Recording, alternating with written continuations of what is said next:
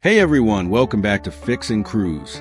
Today, we're diving into the brain of your automatic transmission, the Shift Solenoid. Essentially, these are electromechanical valves that tell your car exactly when to switch gears. If they fail, your smooth ride becomes a jerky, unpredictable nightmare. My analysis?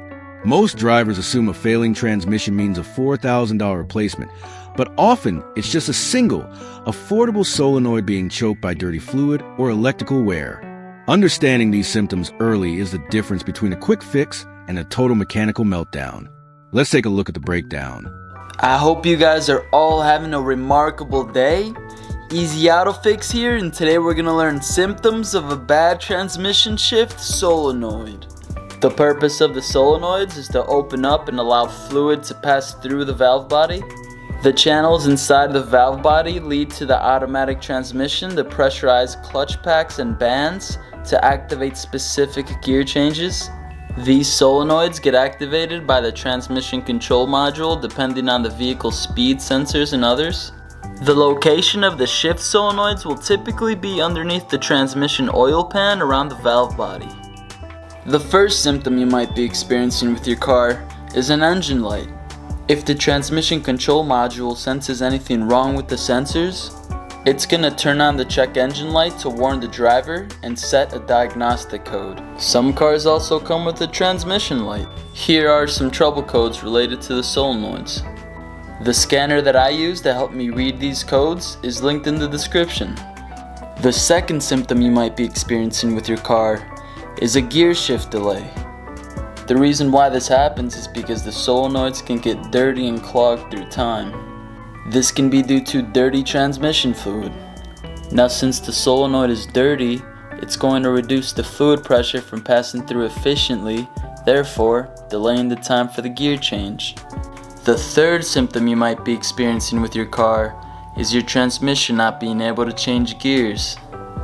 Now, if the shift solenoid is stuck closed or not opening, the fluid will never be able to pressurize through the valve body to activate the specific clutch packs and bands inside the transmission to change gears.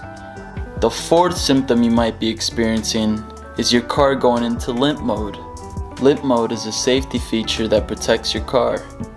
Now, since the shift solenoid is responsible for changing gears in your car, it puts your safety at risk. That's why limp mode is activated. You'll feel your car a lot slower, your RPMs and speed will be limited, and you'll be stuck usually in second or third gear. Perfect! We just learned symptoms of a bad transmission shift solenoid. If you guys like videos like this, make sure to like and subscribe, and I'll see you in the next video. Alright, let's talk about what we just saw. You know, I get messages from you guys all the time saying, "Hey, my truck is acting like it doesn't want to move past 30 miles per hour. And what did we just see in the video? Limp mode. Think of limp mode as your car's panic room. The transmission control module, or TCM, realizes that a solenoid isn't doing its job. To prevent you from grinding your gears into metal shavings, it locks you into second or third gear. It feels like your car has lost its soul, but it's actually trying to save your wallet. Now, did you catch the part about the diagnostic codes? This is where I want you listeners to pay close attention. When that check engine light pops up, it's not just a general warning. Codes like P0750 through P0770 are like a GPS coordinate for the exact solenoid that's acting up if you own a basic OBD2 scanner. And I always tell you guys to keep one in the glove box. You can identify if it's solenoid A or solenoid B before you even talk to a mechanic. The video also touched on gear shift delays. This is something we've all felt. You step on the gas, the engine revs up, but the car doesn't hook up for a second or two. This happens because solenoids are incredibly sensitive to fluid quality. If your transmission fluid looks like burnt coffee instead of bright red cherry juice, those tiny channels in the valve body get clogged. It's like trying to drink a thick milkshake through a tiny straw. The pressure just isn't there to move the gear. It's an interactive dance between electricity and hydraulics, and when one misses a step, the whole car feels it. Now, for my critical take on this issue, and I want to be very thorough here because there is a massive misconception about transmission health in the automotive community. We often focus on the engine, oil changes, spark plugs, filters, but the transmission is frequently treated as a seal-for-life component by manufacturers. My take is that seal for life is a marketing myth that leads directly to solenoid failure. When we analyze why these solenoids fail, it is rarely a catastrophic mechanical break. Instead, it is almost always a result of neglected maintenance cycles. As your transmission clutches wear down naturally, they release microscopic metal particles into the fluid. Without regular fluid and filter changes, these particles act like sandpaper inside the solenoid. They score the internal plungers or block the electromagnetic signal. Furthermore, we need to look at the limp mode logic from a consumer rights perspective. While it's designed to protect the vehicle, it often forces drivers into immediate, expensive repairs at dealerships where they're told they need a rebuilt transmission, when, in reality, a $50 part and a fluid flush would have solved the problem.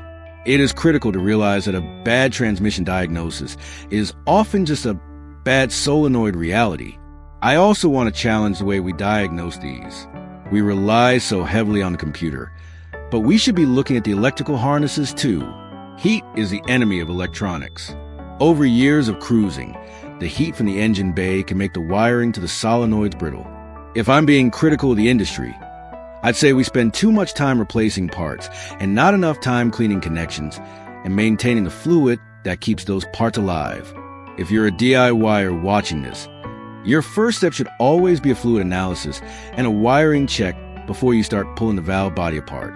Let's stop the parts cannon and start being smarter about our maintenance. Bottom line, don't let AP0750 code scare you into selling your car. Check your fluid, scan your codes, and remember that your transmission is only as good as the solenoids that run it. If you found this breakdown helpful, hit that like button, subscribe to Fix and Cruise, and drop a comment below. Have you ever dealt with a car stuck in limp mode? I want to hear your stories.